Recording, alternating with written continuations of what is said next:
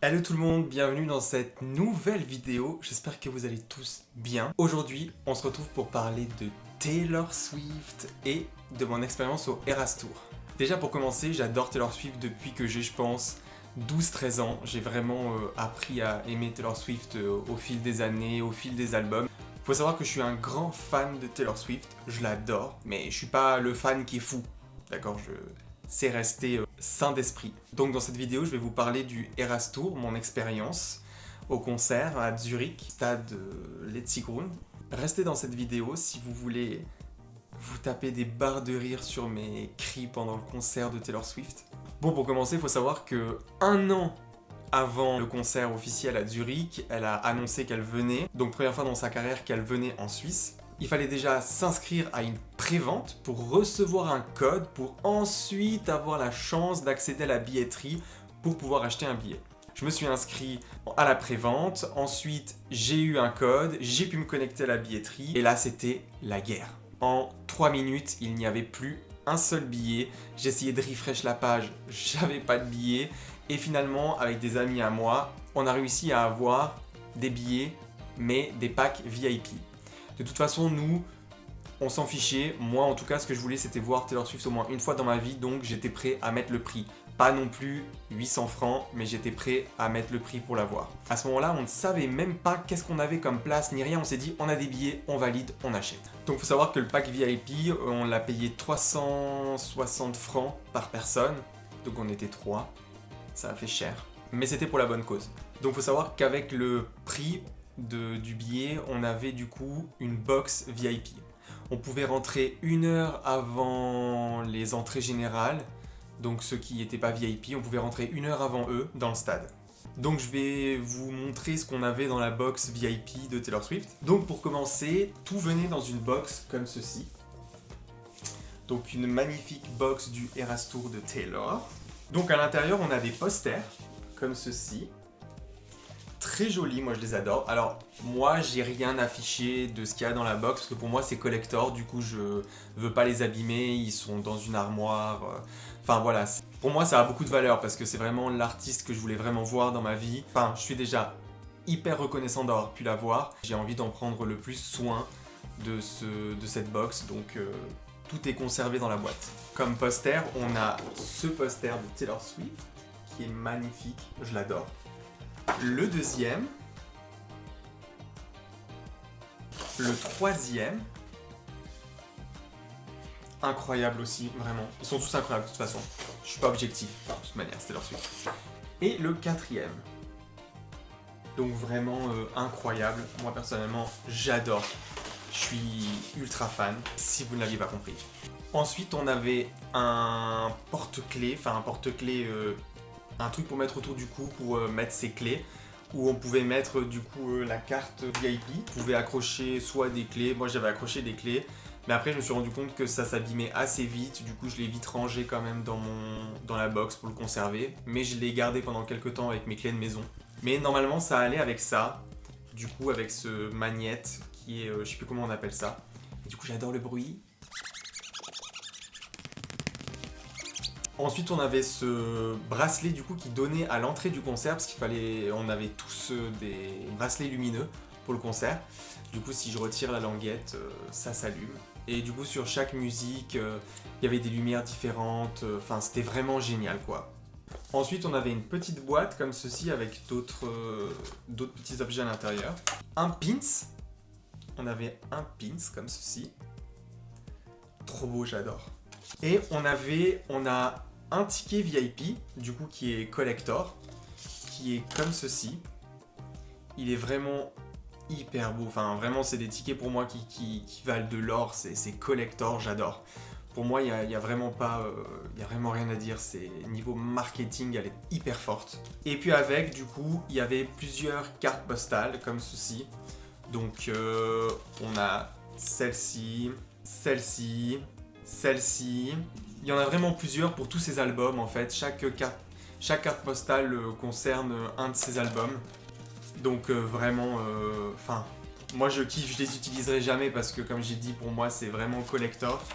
Mais je trouve que c'est vraiment vraiment ingénieux en termes de marketing parce que ça marque, enfin les gens aiment ça, les vrais fans comme nous, moi, on adore. C'est vraiment, on a vraiment rien à dire quoi. Moi personnellement, j'en ai pour mon argent. Et il y avait aussi un tote bag avec du Eras Tour, comme ceci. Trop beau. Que j'ai aussi utilisé 2-3 fois, mais pas plus quoi.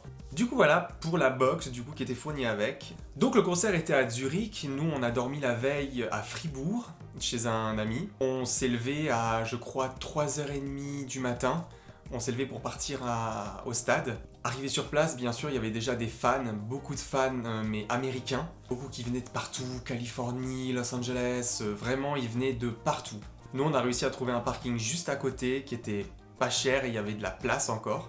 Donc on arrive, on va gentiment un peu voir où sont les VIP, du coup on trouve l'endroit des VIP, ce qui est assez sympa. Les Américains qui étaient déjà là, du coup, on créait des fils, nous mettaient des numéros, sur les mains, et en fait au moment où ils allaient ouvrir les fils, bah en fait par numéro on allait se mettre pour qu'en fait le premier qui soit arrivé se retrouve pas à être le centième derrière, voilà, pour que ce soit équitable, et j'ai trouvé ça vraiment ultra bien.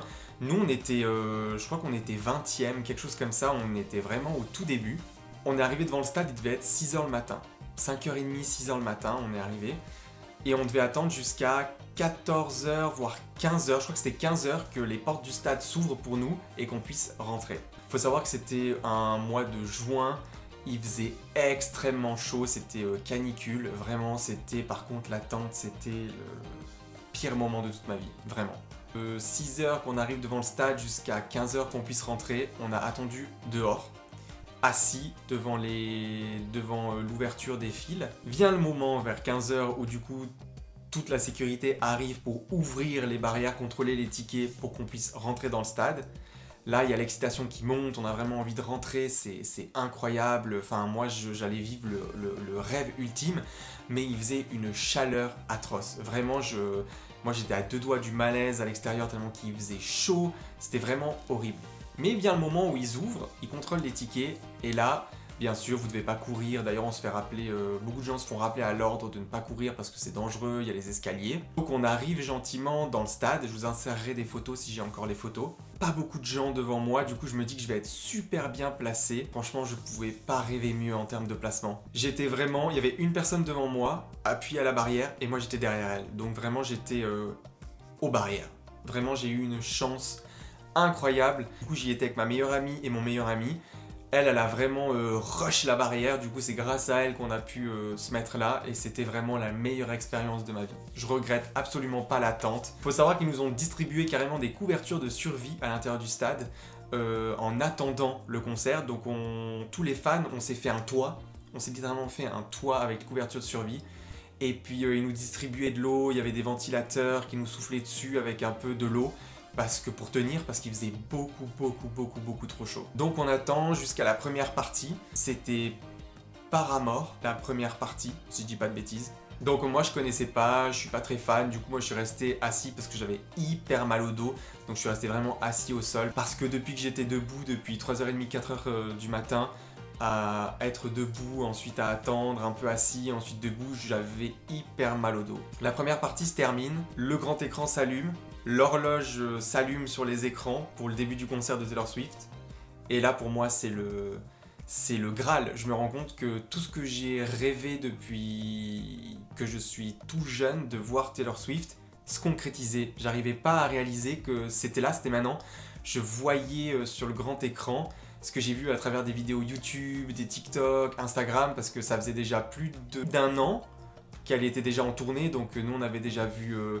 moi j'avais déjà vu beaucoup de vidéos, la setlist, mais entre deux elle a sorti un album, et son nouvel album elle a décidé de l'introduire pour la tournée européenne. Du coup on a eu la chance d'avoir le nouvel album sur la tournée, qui est incroyable, genre vraiment... c'était vraiment mon rêve. Et elle l'a réalisé du coup. Donc le concert commence, et puis moi j'ai vécu un rêve. Vous savez quand vous sentez dans votre corps cette excitation que votre idole, dont vous êtes fan depuis des années, vous allez enfin la voir en vrai. pour moi c'était juste un rêve, j'arrivais pas à réaliser que j'allais la voir là, dans quelques secondes, et que c'était mon rêve. Maintenant que j'ai beaucoup parlé, je vais vous laisser avec les vidéos du concert, et on se retrouve juste après.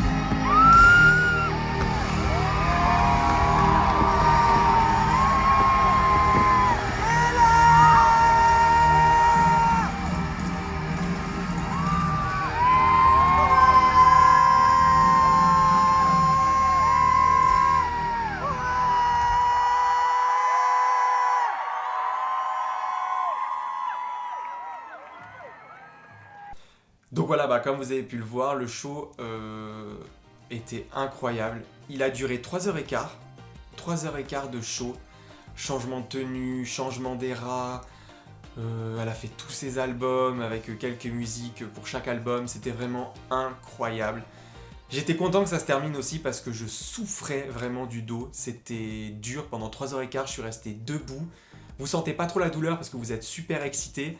Mais je peux vous dire que c'est violent. J'avais vraiment mal au dos. J'étais heureux que le concert se termine même si j'étais fan. Là, j'étais heureux parce que j'avais très très mal au dos. J'ai parlé pendant le concert avec plein de gens, d'anglais, d'américains, c'était super, qui nous expliquaient qu'ils venaient en Suisse parce que chez eux, le prix des concerts, chez eux c'est offre et la demande, plus il y a de demandes, plus les billets explosent, alors que chez nous il n'y a pas ça.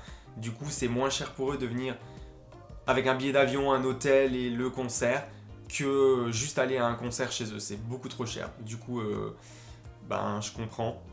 Donc quand le concert se termine, on quitte le stade, il était minuit.